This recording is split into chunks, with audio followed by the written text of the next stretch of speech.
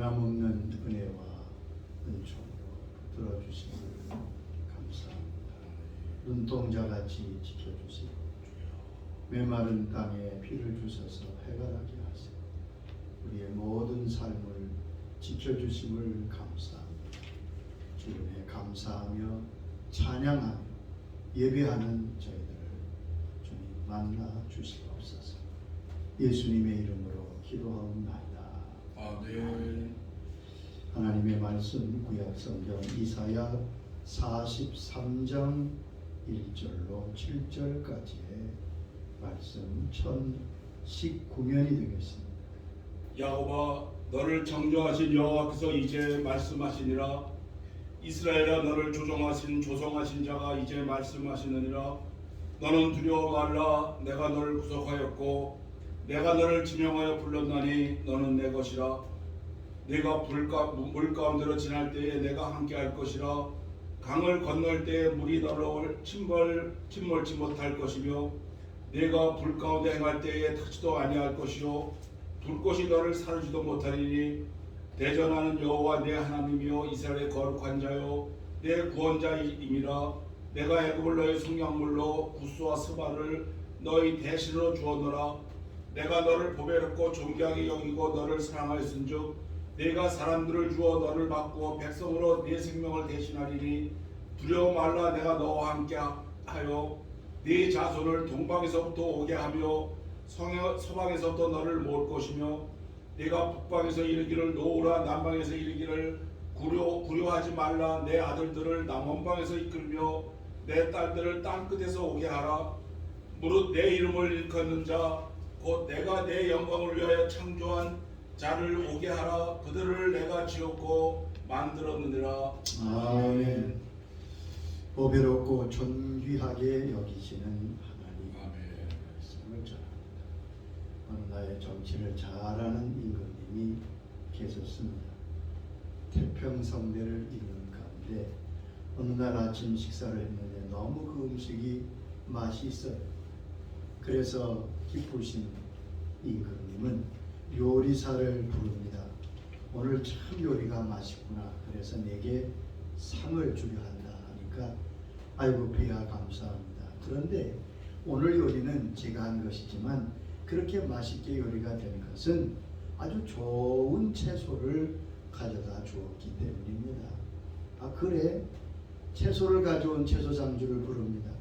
너는 어떻게 이렇게 맛있는 채소를 구해다 주었느냐? 기특하다. 상을 줘야 되겠구나. 그랬더니 아유 상 주시는 거 감사하죠. 그런데 사실은 이 채소는 내가 가져올 뿐이지 이렇게 맛있는 채소를 재배한 사람은 농부입니다. 농부를 불렀어요. 야 너는 어떻게 이렇게 맛있고 좋은 채소를 갖고 왔느냐? 상을 줘야 되겠구나. 그때 농부가 그랬다잖아요.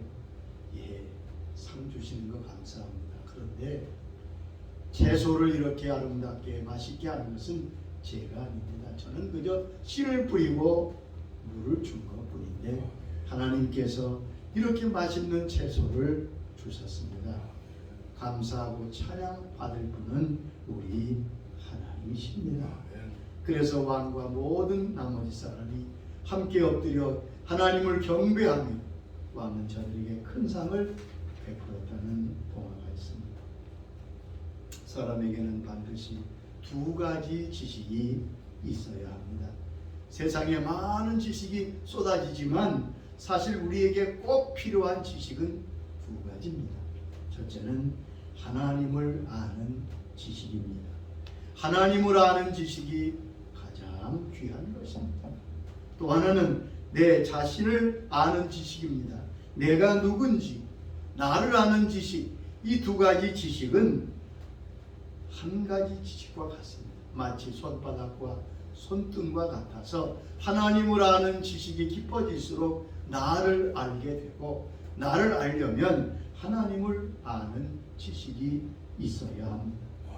호세아 선지자는 그 당시 이스라엘 백성이 어렵고 망해가는 것을 지식이 없어 망하게 되었다고 말하고 있습니다.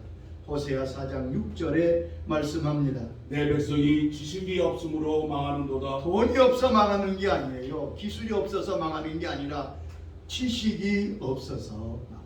하나님을 모르는 지식, 하나님을 알지 못하는 지식이 저들을 망하게 한다고요.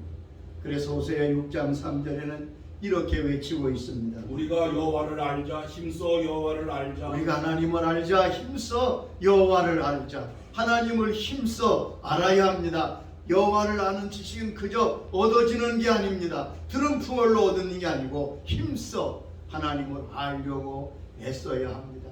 주님께서는 하나님을 아는 지식이 바로 영생이라고 말씀하셨습니다. 요한복음 17장 3절에 말씀하셨지요. 영생은 곧 유일하신 참 하나님과 그가 보내신 자 예수 그리스도를 아는 것이니라. 예수님께서 영생에 대해서, 구원에 대해서 분명히 정의한 말씀이 바로 이 말씀입니다. 여러분, 이 말씀을 잊지 마세요. 영생은 하나님과 그 아들 예수님을 아는 것이다. 그것이 영생이다. 우주보다 크신 하나님을 다 알 수 없습니다. 하나님이 계시해 주신, 나타내 주신 것만 우리가 알 수 있는데, 하나님의 말씀인 성경은 하나님이 누구이신가를 가르쳐주는 계시의 기록입니다. 예수님은 하나님이 누구신가를 이 땅에 보여주러 오신 하나님이십니다. 오늘 본문은 하나님께서 누구이신가를 분명히 말씀하고 있습니다. 첫째, 하나님은 창조주시며 나를 지으신 분입니다. 1절에 뭐라고 했어요? 여호와 너를 창조하신 여호와께서 말씀하신다. 너를 지으신 이가 말씀하신다고 말씀하고 있습니다. 하나님은 창조주십니다. 모든 것을 지으신 만물의 주인이십니다. 특별히 나를 만드신 분입니다.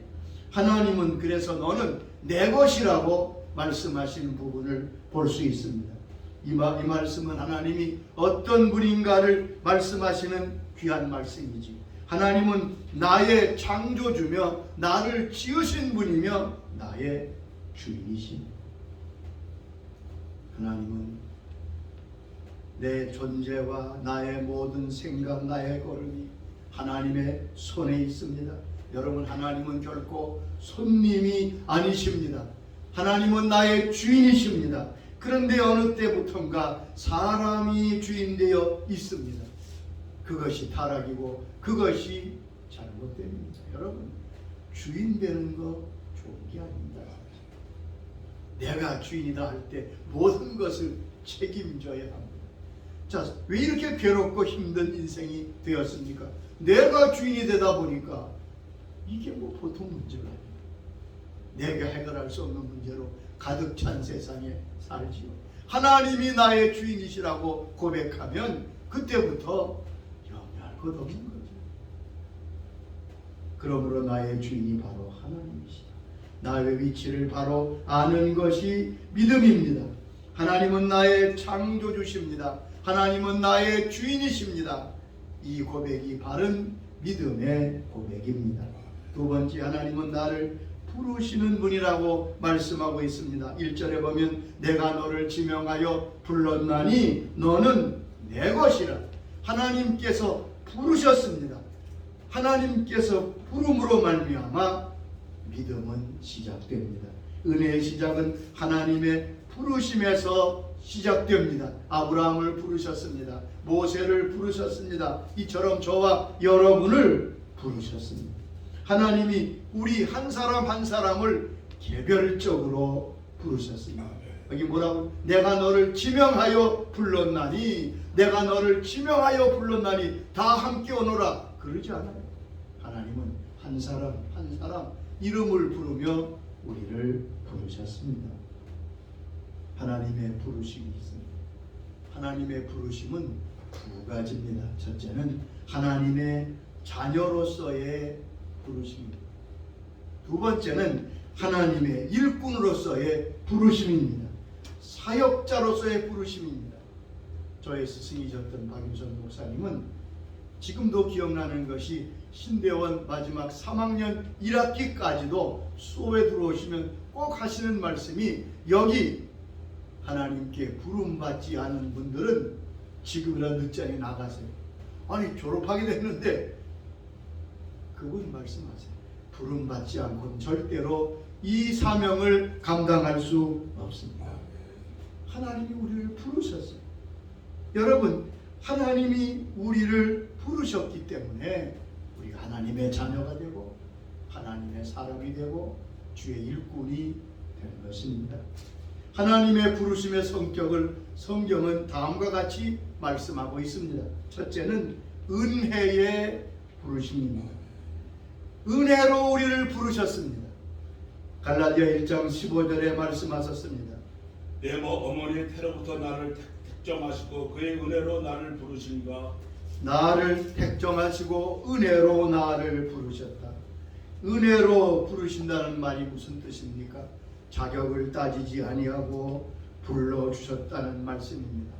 여러분 입장을 좀 바꿔보세요. 내가 하나님이라면 나 같은 사람 부르겠어요? 대통령이 일꾼을 쓰는데 어떤 사람 부릅니까? 저와 같은 사람은 절대 안 부를 것이 확실합니다. 왜요? 유능하거나 뛰어난 사람이 아니기 때문에. 근데 하나님이 은혜로 우리를 부르셨습니다. 자격을 따지지 아니하고 불렀습니다. 여러분 은혜에 대한 이해가 매우 중요합니다. 은혜는 품삯이 아닙니다. 내가 일하여 내 노력의 대가로 얻는 것이 아니라는 말입니다. 또한 은혜는 상품이 아닙니다. 내가 값을 주고 산 상품이 아니에요. 은혜는 보상도 아닙니다. 내가 어떤 노력과 일을 잘해서 받는 보상도 아닙니다. 은혜는 하나님이 거저 주시는 선물입니다. 그러므로 누구도 자랑할 수가 없는 거예요.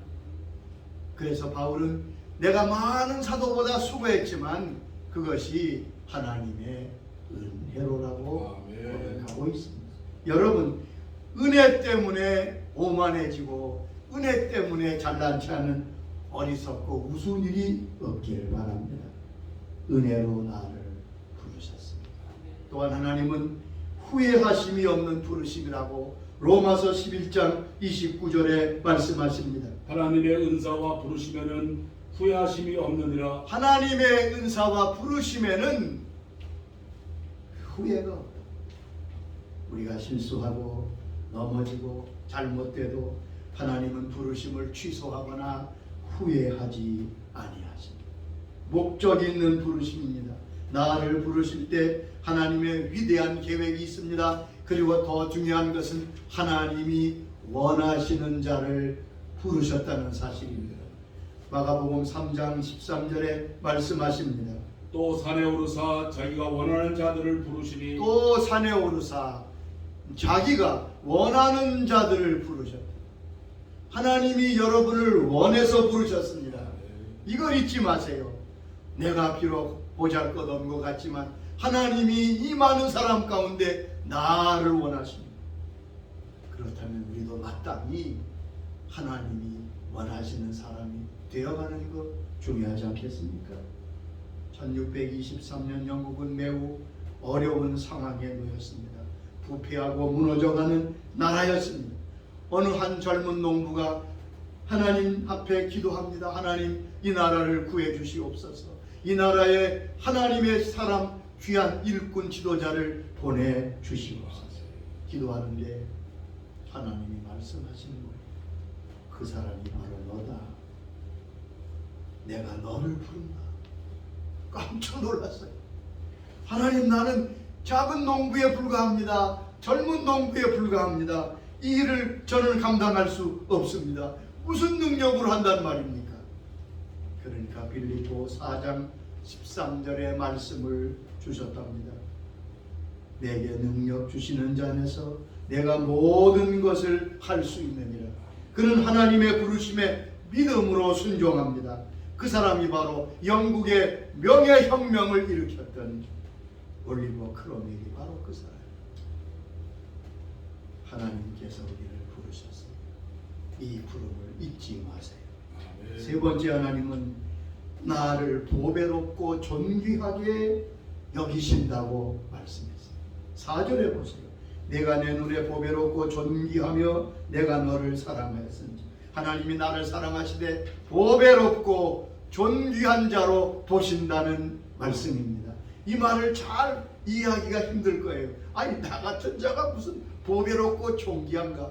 다른 사람이 볼 때는 물론이고 내 자신이 봐도 나는 보배롭고 존귀한과는 좀 거리가 멀잖아. 그런 생각을 우리 대부분이 합니다. 근데 그 생각이 옳지 않습니다.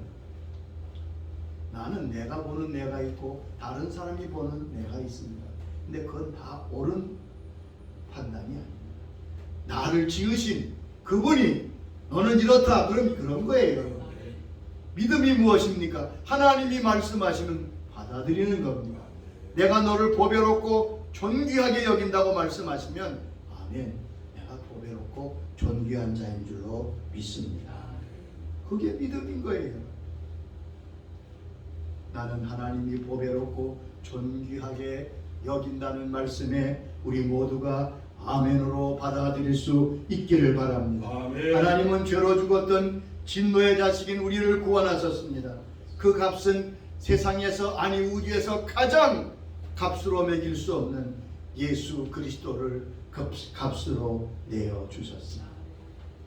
여러분, 우리가 왜 보배롭고 존귀합니까? 저와 우리를 위해서 치르신 하나님의 값이 가장 고귀하고 보배롭기 때문에 그렇습니다. 그래서 고린도전서 6장 20절에 말씀하셨잖아요. 값으로 산 것이 되었으니 그런즉 너희 몸으로 하나님께 영광을 올리라. 우리는 값으로 산 것이 되었다. 예수 그리스도의 생명으로 사셨다는 말씀입니다. 그러므로 하나님이 나를 보배롭고 존귀하게 보시는 겁니다. 여러분, 내가 나를 보거나 다른 사람이 나를 보는 것과 달리 하나님이 나를 보실 때는 십자가를 통하여 보십니다. 이걸 꼭 기억하세요. 십자가를 통해서 보십니다. 그렇기 때문에 보배롭고 존귀한 것입니다. 또 우리가 십자가 밑에 거하는 한 보배롭고 존귀한 존재가 되는 것입니다. 우리가 십자가를 벗어나는 순간 심판의 자식이 되겠죠. 여러분, 언제나 십자가 밑에 거하시기 바랍니다. 아멘. 제가 즐겨 읽는 존 비비어 목사님의 책에 보면 이와 같은 일화가 있습니다. 한 번은 주님께서 말씀하시더랍니다. 얘야, 나는 나보다 너를 더 귀하게 여긴단다. 근데 이 말씀 들을 때 이 목사님이 너무 당황해서 아, 주님, 그건 참 감당할 수가 없네요. 아, 나 같은 존재가, 나 같은 이렇게 빚어버린 죄인이 어떻게 주님보다 더 귀한 여기심을 받겠습니까? 근데 주님이 말씀하셨으니까 믿음의 사람이니까 그렇게 주님께 말했어요. 주님, 그렇다면 주님이 하신 말씀이 성경 말씀에서 세 구절을 보여주시면 저는 그 말씀을 믿겠습니다.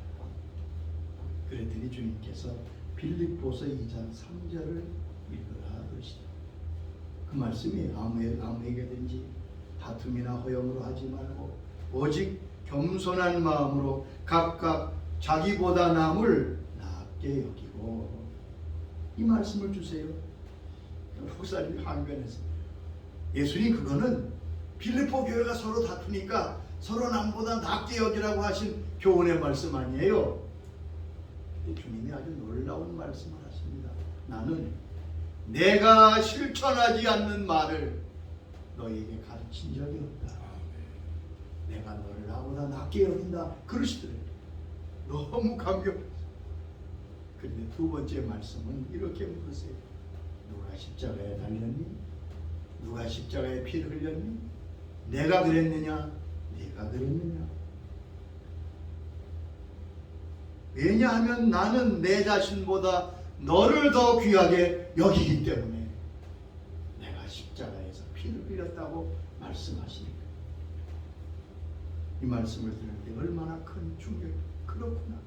예수님이 나를 위해 십자가를 지셨다는 것은 예수님이 그만큼 나를 사랑하시고 귀하게 여기신다는 증거입니다. 그러면서 베드로전서 2장 24절이 떠올랐답니다. 친히 나무에 달려 그 몸으로 우리 죄를 담당하셨으니 이는 우리 죄에 대하여 죽고 의에 대하여 살게 하십니다. 그가 채찍에 맞음으로 내가 나음을 입어. 그는 눈물로 주님을 찬양합니다. 하나님은 나를 보배롭고 존귀하게 여기신다는 말씀은 성경 많은 곳에 나옵니다. 스바냐 3장 17절을 들어보세요. 너희 하나님 여호와가 너희 가운데 계시니 그는 구원을 베푸실 전능자이시라. 그가 너로 말미암아 기쁨을 이기지 못하시며 너를 잠잠히 사랑하시며 너로 말미암아 즐거이 부르며 기뻐하시리라. 여기 말씀했잖아요. 너로 말미암아 기쁨을 이기지 못하시며 잠잠히 사랑하시며 즐거이 부르며 기뻐하시며. 누구 때문에? 저와 여러분. 여러분, 내 스스로 나를 판단하지 마세요. 다른 사람의 판단에 흔들리지 마세요. 성경은 진리입니다. 얘야 내가 너를 보배롭고 존귀하게 여긴다 말씀하시면 아멘 감사합니다. 아마 다윗의 시편 가운데도 이런 말씀이 있어요. 시편 8편에 보면 다윗의 고백이 나옵니다. 시편 8편 3절로 4절입니다. 주의 손각으로 만드신 주의 하늘과 주께서 베풀어 주신 팔과 별들을 내가 보오니 사람이 무엇이기에 주께서 그를 생각하시며 인자가 무엇이기에 주께서 그를 돌보시나이까. 어떤 주석이 이렇게 말하죠. 이건 다윗의 말이 아니라 다윗이 아마 천사들이 하는 얘기를 하나님이 듣도록 하신 것 같다. 이 세상이 참 일리가 있어요. 왜냐하면 천사들이 그런다는 거예요. 아니 하나님이 왜 저렇게 피조물인 인간에게 관심을 가지시고 그렇게 사랑을 베푸시고 그러십니까? 그래서 여기 보면 주께서 인생이 무엇이기에 그를 생각하시며 인자가 무엇이기에 그를 돌보십니까? 하나님보다 조금 못하게 하시고 관을 씌운다고. 그러니까 여러분 한번 천사들이 얼마나 서로 하나님께서 사람을 대하시는 모습에 대해서 고백하고 얘기하는 것이 아니겠는가 하는 그런 아주 참 부러운 말씀이 됐습니다. 인간은 하나님이 존귀하게 여기시는 사람입니다. 하나님이 찾고 있는 보석과 같은 존재가 바로 성도들입니다. 그러므로 하나님은 이렇게 말씀하십니다. 고린도전서 7장 23절에 말씀하십니다. 너희는 값으로 사신 것이니 사람의 종이 되지 말라. 너희는 값으로 사신 것이니. 값으로 탔다는 말씀이 여러 번 하시잖아요. 여러분 비싼 수억을 주고 다이아몬드를 샀습니다. 값비싼 보석을 샀습니다. 그런데 그 보석이 변질되어 그냥 돌이 된다면 어떻겠습니까? 그거 얼마나 안타까운 일이겠습니까? 하나님이 그 말씀하는 거예요. 여러분 내가 너에게 가장 귀한 값을 주고 샀으니 변질되지 말아라. 값으로 산 것이 되어서 세상 사람들처럼 되지 말아라 하는 주님의 안타까운 모습을 볼 수 있습니다. 하나님 우리들이 저급하게 되기를 원치 않습니다. 이것이 바로 우리의 자존감입니다. 자존감이 낮은 사람일수록 중독에 빠지죠. 죄에 쉽게 빠지죠. 그러나 자존감이 높은 사람일수록 쉽게 무너지지 않습니다. 왜요? 내가 누군데? 나는 하나님이 존귀하게 보시는 하나님의 사람이 아니다.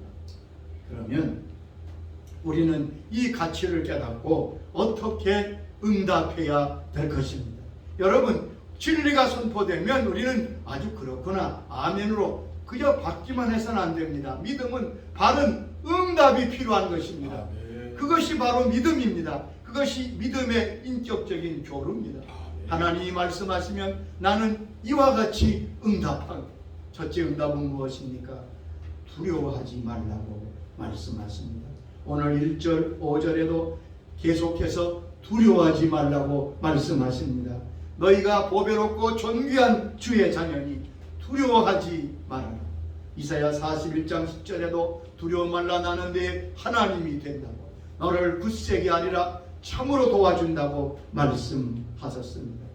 하나님의 보호 속에 물을 지나고 불을 지나도 그 물과 불이 우리를 침범하지 못한다고 말씀합니다. 믿음의 사람의 특징은 두려워하지 않는 것입니다. 아멘. 의인은 사자같이 담대하니라. 여러분, 하나님이 주시는 마음도 두려운 마음이 아니라고 디모데후서 1장 7절에 말씀하고 있습니다. 하나님이 우리에게 주신 것은 두려워하는 마음이 아니요 오직 능력과 사랑과 절제하는 마음이. 그렇죠. 하나님은 우리에게 두려운 마음을 주시지 않아요. 또한 하나님이 두려워할 때 우리의 두려움을 건져주십니다. 늘 두려운 마음을 가지지요. 사람이 태어나 가장 먼저 느끼는 감정은 두려움이라고 합니다. 그런데 우리가 두려울 때 기도하며 주 앞에 나가면 하나님이 우리를 그 두려움에서 건져주십니다. 시편 34장 4절에 말씀하십니다. 내가 여호와께 간구하매 내게 응답하시고 내 모든 두려움에서 나를 건지셨도다. 내 모든 두려움에서 나를 건지셨도다. 시편 56장 11절에도 다윗은 고백합니다. 내가 하나님을 의지하였은즉 두려워하지 아니하리니 사람이 내게 어찌할꼬.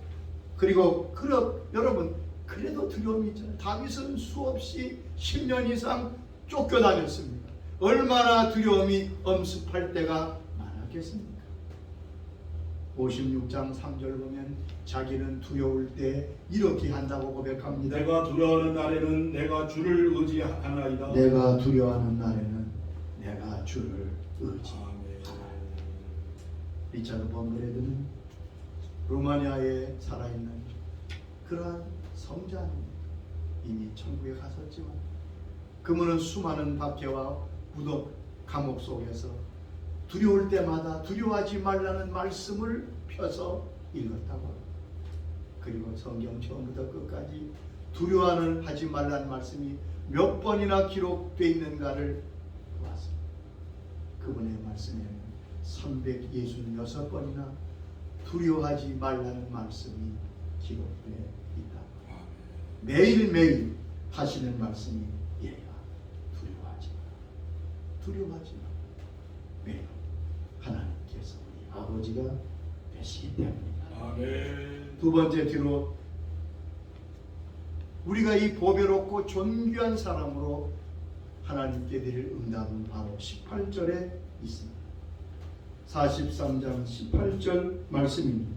너희는 이전 일을 기억하지 말며 옛날 일을 생각하지 말라. 하나님은 뒤돌아보는 사람이 되지 말라고 우리에게 말씀합니다.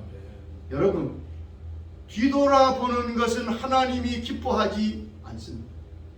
히브리 10장 38절에 기록되어 있습니다. 나의 의인은 믿음으로 말미암아 살리라. 또한 뒤로 물러가면 내 마음이 그를 기뻐하지 아니하리라. 내 마음이 그를 기뻐하지 아니하리라. 아멘. 여러분, 하나님이 기뻐하지 않는다는 말씀이 성경에 몇 군데 있는데 그 가운데 내가 뒤로 물러가면 기뻐하지 않아. 뒤로 물러가지 않는 것이 믿음의 사람의 응답입니다. 뒤로 물러나는 자는 하나님 나라에 합당하지 않다고 주님이 직접 말씀하셨습니다. 누가복음 9장 62절의 말씀입니다. 손에 쟁기를 잡고 뒤를 돌아보는 자는 하나님의 나라에 합당하지 아니하리라. 뒤로 물러가는 자는 하나님 나라에 합당하지 않다. 뒤로 물러가면 어떻게 될 것 같습니까? 뒤로 물러가면 잠시 평안할 것 같아요. 히브리 10장 39절에 우리가 뒤로 물러난 결과에 대해서 말씀하십니다. 우리는 뒤로 물러나 멸망할 자가 아니요 오직 영혼을 구원함에 이르는 믿음을 가진 자니라. 우리는 뒤로 물러가 멸망할 자가 아니요. 여러분, 뒤로 물러가면 멸망합니다. 아멘. 잘 기억하세요. 잠시 뒤로 물러가면 피할 것 같아도 뒤로 물러가면 멸망합니다. 그러나 믿음을 가지고 앞으로 나가면 승리하게 됩니다. 전도서 7장 10절에 말씀하십니다. 옛날에 오늘보다 나은 것이 어찌미냐 하지 말라. 이렇게 묻는 것이 지혜가 아니냐. 과거에 붙들려서 뒤돌아가자는 건 지혜가 아니라는 말입니다. 하나님, 광야의 이스라엘 백성이 다 광야에서 멸망합니다. 앞으로 가자고 하는 여호수아 갈렙만이 가나안에 들어가고 애굽으로 돌아가자 말했던 저들은 다 멸망했습니다. 아브라함은 75세 부름받아 175세에 하나님 하늘나라에 들어갈 때까지 한 번도 뒤돌아보지 않았습니다. 어제의 사람, 뒤돌아보는 사람의 특징이 있습니다. 첫째는 자기 고집대로 하나님의 권고와 하나님의 말씀을 다 무시합니다. 두 번째는 아무것도 기대하지 않습니다. 앞날에 대한 기대와 소망이 없습니다. 여러분, 믿음은 무엇입니까? 믿음은 바라는 것들의 실상이에요. 바라는 게 있는 게 아닙니다. 소망이 없는 사람은 믿음이 없는 사람이에요. 믿음은 바라는 것을 천성을 향하여 주님 기대하시는 그 기대를 향하여 달려가는 것. 아멘. 빌립보 3장 13절에 바울의 모습이 그렇습니다. 형제라, 나는 아직 내가 잡은 줄로 여기지 아니하고 오직 한 일 즉 뒤에 있는 것을 잃어버리고 앞에 있는 것을 잡으려고 달려가노라. 바울은 뒤에 있는 것은 잊어버리고 앞을 향하여 달려간다. 세 번째 우리의 응답은, 우리가 보배롭고 존귀한 자로 주님 부르신 그 하나님께 대한 우리의 응답은 21절에 기록되어 있습니다. 이 백성은 내가 나를 위하여 지었나니 나를 찬송하게 하려 함이다. 하나님께서 말씀하십니다. 나를 찬송하기 위해서 내가 이 백성을 지었다. 하나님이 지으신 목적이 여기 있습니다. 찬송이 무엇입니까? 아멘입니다. 아멘이 바로 찬송 아니에요. 하나님 앞에 무엇이라 말씀하시든지 무슨 명령을 하시든지 그 앞에 아멘하며 찬송하며 나갈 때 그것은 하나님께 기쁨이 되고 영광이 될 것입니다. 고린도후서 1장 20절에 약속하셨습니다. 하나님의 약속은 얼마든지 그리스도 안에서 이해가 되니 그런즉 그로 말미암아 우리가 아멘하여 하나님께 영광을 돌리게 되느니라. 하나님의 약속은 아멘할 때 하나님께 영광이 된다. 하나님의 말씀 앞에 아멘하십시오. 아멘. 하나님이 주신 사명 앞에 아멘하십시오. 하나님이 주시는 모든 결과에 대해서 아멘, 아멘 찬송하세요. 그러면 어떻게 됩니까? 암이 서로 바뀌게 됩니다. 전화이복의 역사를 보게 됩니다. 합력하여 선을 이루는 것을 보게 됩니다. 그리고 하나님이 영광을 받으십니다. 아멘. 여러분, 우리는 하찮은 존재가 아닙니다. 가장 귀한 값으로 사신 하나님이 보배롭고 존귀하게 여기는 주의 자녀인 것을 기억하십시오. 그리스도인의 이 귀한 자존감을 잃지 말고 두려워하지 말고 아멘. 앞으로 나아가며 하나님께 영광을 돌리는 이 한 해가 되고 달려가는 복된 걸음이 될 수 있기를 축원합니다. 아멘. 아버지 하나님 감사합니다. 아버지께서 우리를 부르셔서 하나님의 자녀를 삼으시고 우리를 위해 가장 값진 것으로 우리를 사셔서 우리를 보배롭고 존귀한 존재로 세워주심을 감사합니다. 하나님, 세상의 기준으로 자꾸 자신을 평가하는 미련함과 어리석은 불신앙을 버리게 하시고 하나님이 나를, 아버지께서 나를 누구라 하십니다. 그 평가의 기준을 두려워하지 말고 믿음으로 앞으로 달려가는 하나님께 영광을 돌리는 이 복된 한 해의 걸음걸음이 되게 하여 주시옵소서. 아멘. 예수님의 이름으로 기도드리고